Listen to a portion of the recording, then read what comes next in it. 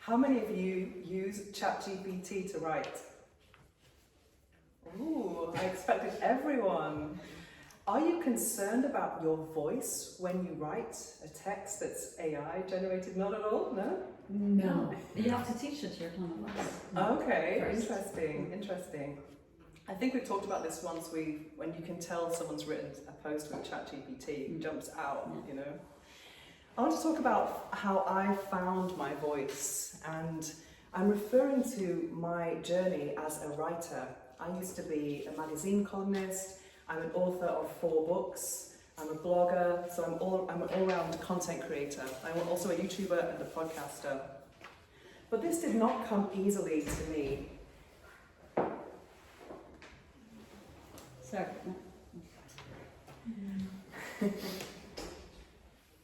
So becoming a writer did not come easily to me. When I was at school, English was my worst topic. And also after living many years in Spain, I felt that my English was really suffering because of interference from Spanish and French. Okay. Second. Pose, photos. So when I landed a column in GQ magazine, I was absolutely shocked. Do you know GQ magazine? Yes. Yeah. Yes. So I was starting my journey as a blogger, even though I didn't really know how to write. And I did an email campaign. I wrote to all of the magazines in Spain. I didn't really know what I was asking for. I said, do you want to be part of my project? I've started this amazing blog about sexuality. Would you like to collaborate with me?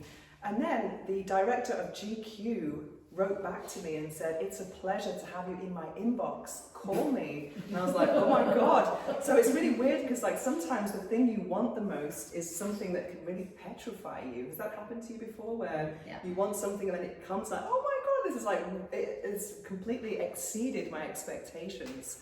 So I called him a couple of days later after I'd calmed down, like this is the director of GQ magazine.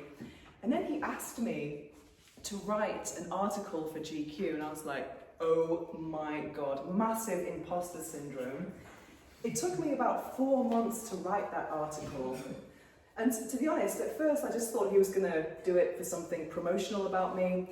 I didn't realize I was going to get paid for that. And then I was offered a column, a regular column, and I was like, oh my God. This was my first time ever writing in Spanish.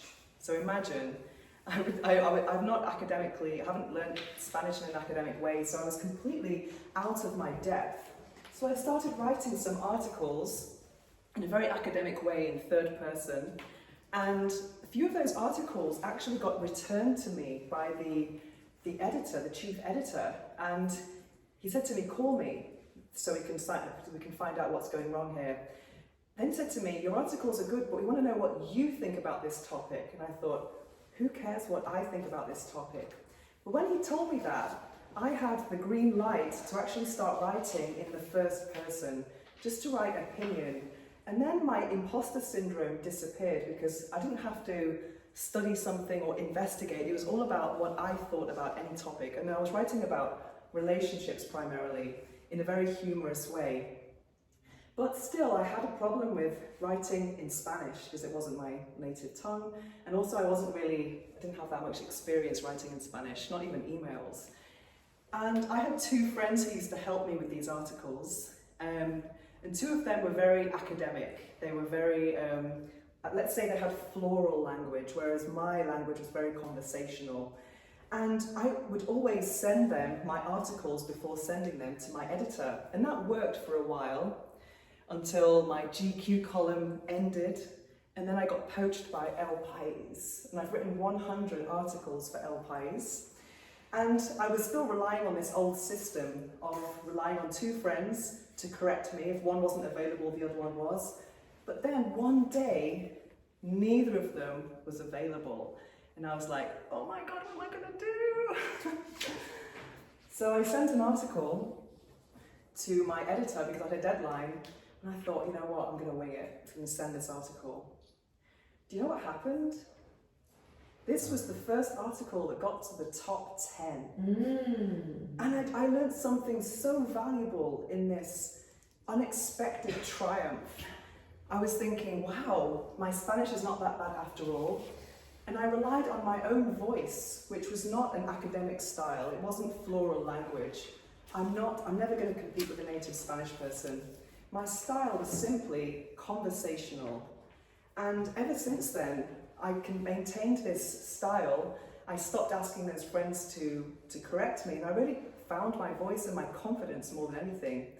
And many people who read my article say to me, I felt like it was you in a bar just speaking to me. And that for me was a real compliment. And now I still write in that way. But we are in an era of ChatGPT and AI. And sometimes it's nice to spend a long time writing an article with your own voice and give it, put your heart and soul into it. But there are deadlines and, there are bills to pay. So I think using something like ChatGPT is like when you go to the airport, you can either go on that conveyor belt or you can walk. Which one do you choose? Yeah. Really? Actually, you're just not getting the speech.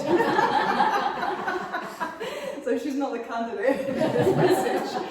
So I think that ChatGPT can kind of get me to the same place faster. However, I'm not going to rely on ChatGPT to eliminate my voice or even train it. Maybe I should try that. I'm going to ask you later in the bar. You can. So what I'm doing now to keep my voice intact is that I do voice typing in Google so I can see how long the articles are. Voice typing in Google is really cool. I know you can still just do it into ChatGPT, but this is a kind of way that I control how long things are. Then with this big block of text, I put it into ChatGPT and say, add punctuation and paragraphs. And it maintains my voice because I've just spoken it. So this is one of the ways now that I'm writing an article of 700 words in 45 minutes. So I'm maintaining my voice. Yeah, so how many of you think it's important to maintain authenticity? Oh, absolutely. Absolutely. Yeah, absolutely.